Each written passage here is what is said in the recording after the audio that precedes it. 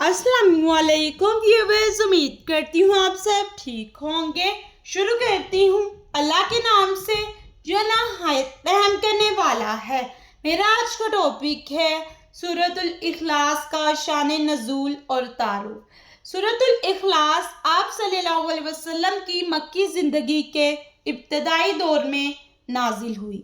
यहूदियों और ईसाइयों ने अपने अंबिया कराम अलैहिस्सलाम को अल्लाह पाक का बेटा बनाया और मक्का के मुशरिकीन ने फरिश्तों को अल्लाह पाक की बेटियां करार दिया।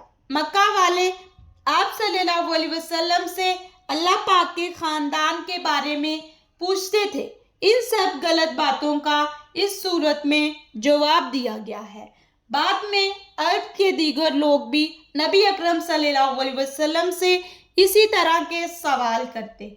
कभी मदीना मुनव्वरा के यहूद ने अल्लाह पाक की सिफात के बारे में सवाल पूछा कि अल्लाह क्या है, इसकी जिन्स क्या है, क्या वो सोना, चांदी या पीतल से बना हुआ है, क्या वो कुछ खाता और पीता है, अल्लाह पाक को दुनिया की वरासत किस से मिली और अल्लाह पाक के बाद दुनिया का वारिस कौन होगा। कभी अल्लाह पाक के तारुफ के बारे में सवाल करते। इन सब सवालों के जवाब में आप सल्लल्लाहु अलैहि वसल्लम ने इनको सूरतुल इखलास पढ़ाई।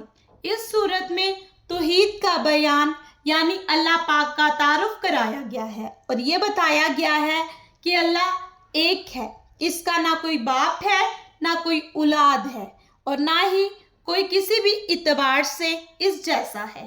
क्या आप जानते हैं नबी पाक सल्लल्लाहु अलैहि वसल्लम का फजर, मगरिब और तवाफ के बाद की 2 रकत में से दूसरी वितर की तीसरी रकत और रात को सोने से कबल सूरतुल इखलास की तलावत का मामूल था।